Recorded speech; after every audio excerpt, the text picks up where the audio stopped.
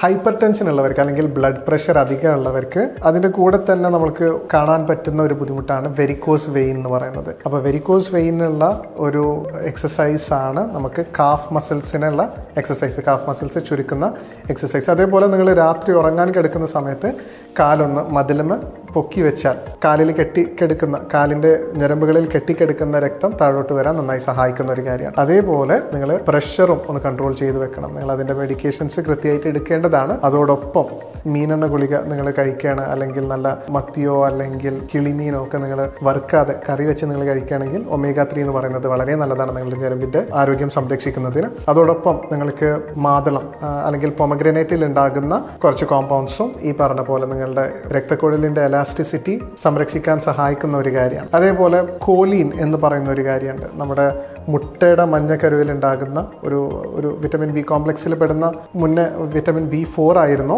ഇപ്പോൾ അത് കോലീൻ എന്നുള്ള വേറൊരു തന്നെ ഒരു കോമ്പൗണ്ട് ആയിട്ടാണ് അവർ കാറ്റഗറൈസ് ചെയ്തിട്ടുള്ളത്. ഇതും കൂടെ കഴിക്കുകയാണെങ്കിൽ ഈ പറഞ്ഞ പോലെ നിങ്ങളുടെ ഞരമ്പിൻ്റെ ഒരു ആരോഗ്യത്തിന് നന്നായി സഹായിക്കുന്ന കാര്യങ്ങളാണ്.